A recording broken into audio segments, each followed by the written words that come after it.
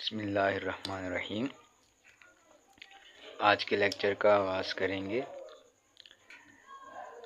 जैसा कि आप जानते हैं कि हम 12th क्लास की मैथमेटिक्स का 7 चैप्टर और उसके एक्सरसाइज 7.3 डिस्कस कर रहे हैं। आज हम 7.3 का सवाल नंबर 10 जो है वो देखेंगे और ये देखेंगे कि ये सवाल हमें क्या कहता है। तो आइए ये सवाल देखते हैं। इसमें वो हमसे कहते हैं कि prove that the angle in a semi circle is a right angle. यानी एक सेमी सर्कल है, यानी एक हाफ सर्कल है और उसके अंदर बनने वाला जो एंगल है वो एक राइट एंगल है, यानी 90 डिग्री का है।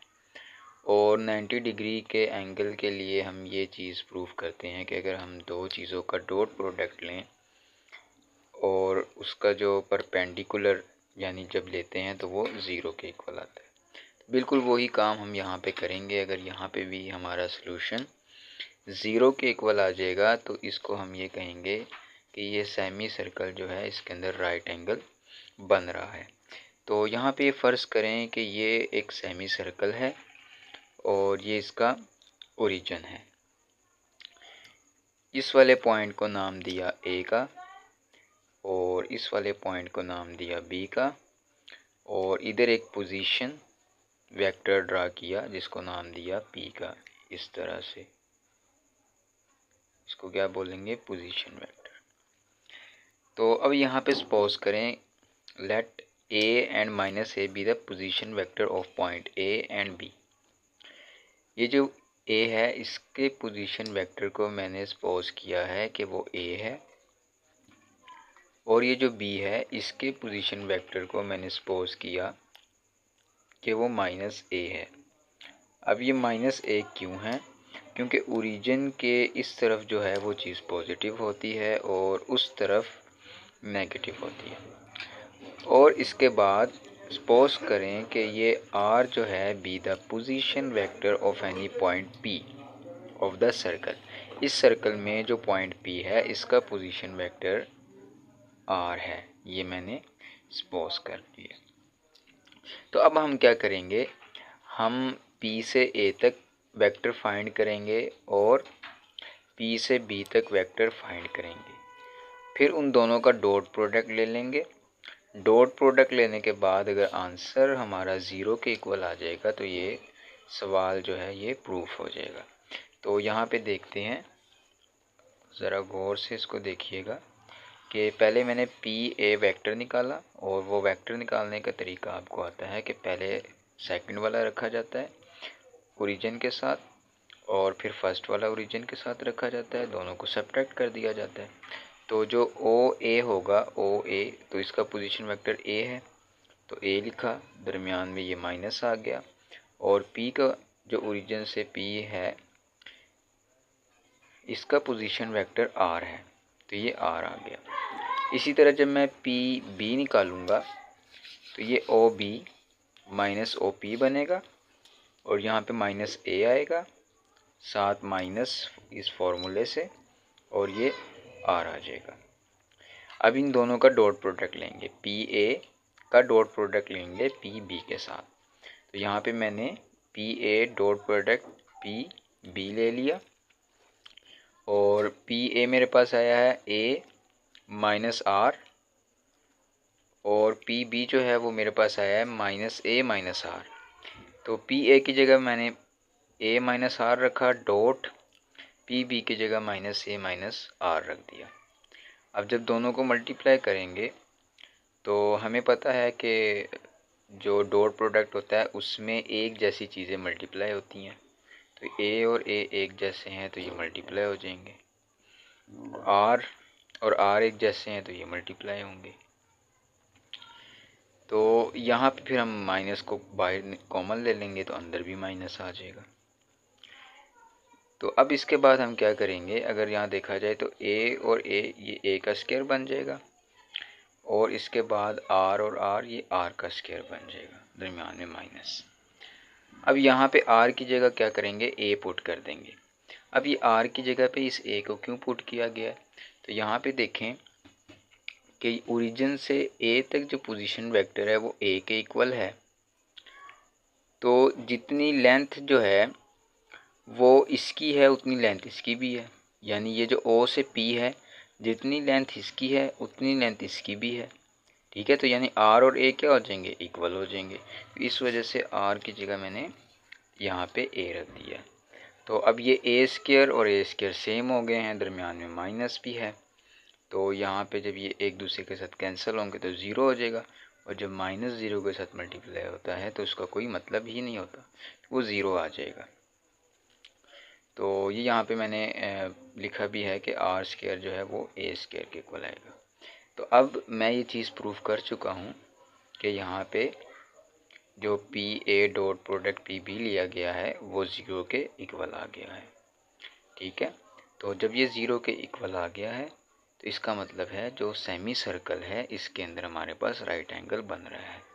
तो वही बात मैंने नीचे लिख दी है, the angle is a semi circle is a right angle. अब हम इसका सवाल नंबर 11 देखेंगे, जिसमें वो हमसे कहते हैं कि इस चीज़ को प्रूफ करें कि cos alpha plus beta is equal to है कोस अल्फ़ा के cos beta minus sine alpha sine beta के। तो ये चीज़ हमने प्रूफ करनी है। तो उसके लिए सबसे पहले आप लेट करें कि ये वाई एक्सिस है, ये एक्स एक्सिस है, और इसके ऊपर मैंने एक वेक्टर लिया ये, और यहाँ पे दूसरा वेक्टर लिया ये, इसका नाम ए रखा, इसका नाम बी रखा। इसका पोजीशन वेक्टर या यूनिट वेक्टर कह लें कि वो ए है और इसका बी है। इसके दरमियान में जो एंगल बन रहा है, ये जो यूनिट वेक्टर ए वाला है वो अल्फ़ा है, और यहाँ पे जो एंगल है वो माइनस बीटा है।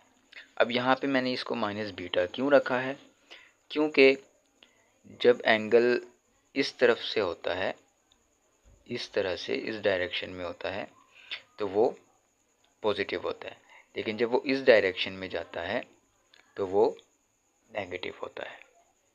ठीक है, तो चूंकि अब ये इस डायरेक्शन में जा रहा है यानी इसकी डायरेक्शन चेंज हो रही है, ये माइनस बीटा है ना, इसकी डायरेक्शन चेंज हो गई है।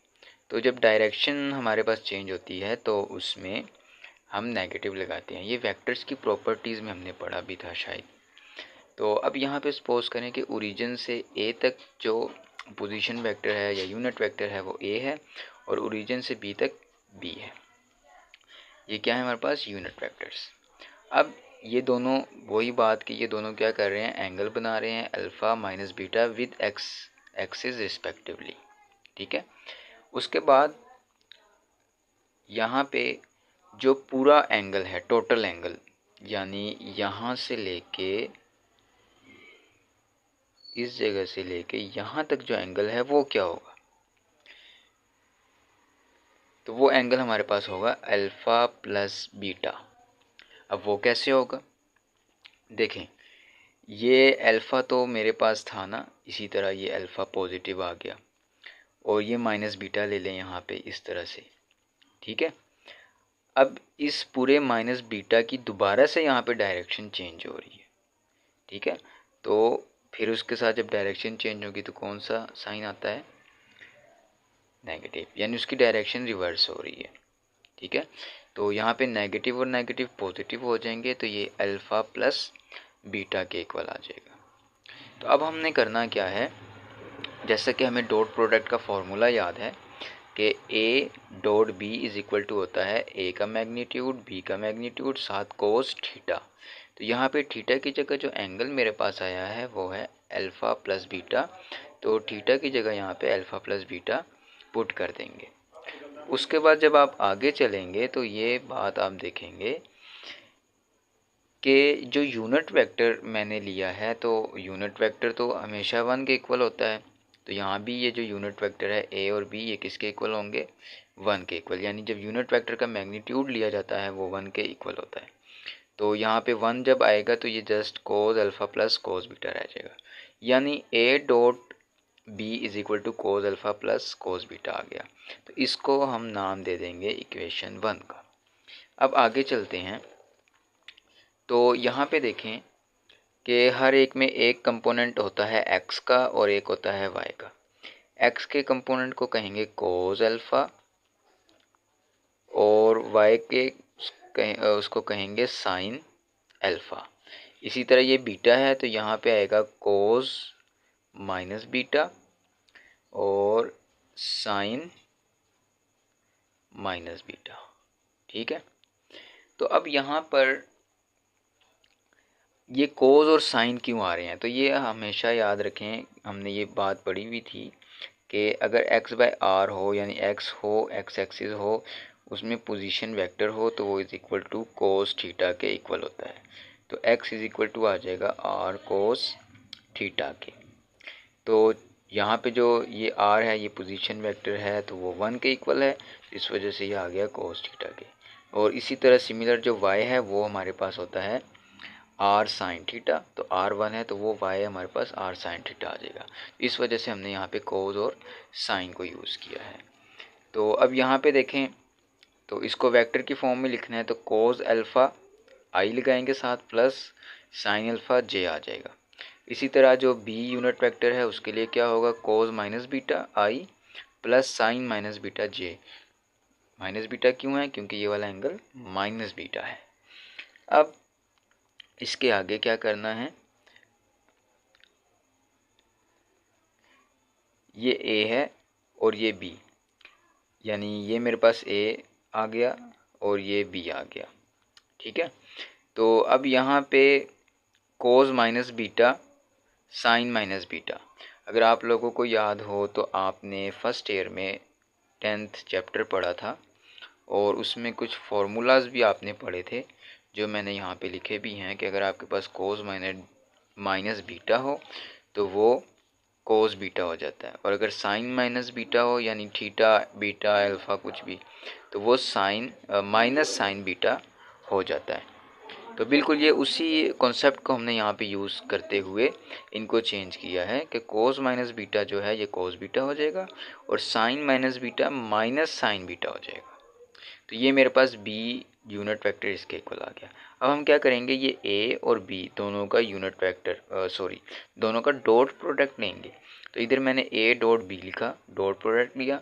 अब ए जो है वो cos alpha plus sine alpha है तो ए की जगह यहाँ cos alpha plus sine alpha लिखेंगे, dot product cos beta minus sine beta. अब इन दोनों को क्या करेंगे, मल्टीप्लाई कर देंगे। कोस अल्फ़ा कोस बीटा के साथ मल्टीप्लाई यानी आई के साथ मल्टीप्लाई, जे के साथ मल्टीप्लाई, और sign alpha sine beta minus का आ जाएगा।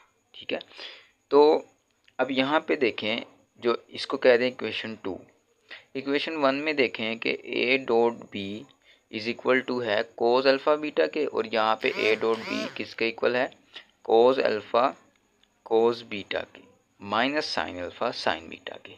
तो इन दोनों को यहाँ पे इक्वल कर दें। ठीक है, क्योंकि यहाँ पे ए डॉट बी इसके इक्वल है, वहाँ पे ए डॉट बी इसके इक्वल है, तो इन दोनों को यहाँ पे इकट्ठा कर दें। तो यहाँ पे मैंने लिखा कोस alpha plus beta is equal cos alpha beta, sorry यहाँ पे कोस बीटा लिखना था, कोस बीटा इस इधर, और minus sine alpha sine beta. तो यही सवाल में उसने पूछा था, और अगर आप देखें ये मैंने प्रूफ कर दिया है। तो आज के लिए इतना ही काफ़ी है, हमारे साथ रहिएगा, और अगर आप और भी सवाल करना चाहते हैं सेकंड ईयर की मैथमेटिक्स के और चैप्टर्स भी करना चाहते हैं तो हमारे चैनल्स को सब्सक्राइब करें ताकि आने वाली वीडियोस भी आपको मिल सके। बहुत बहुत शुक्रिया, अल्लाह हाफिज़।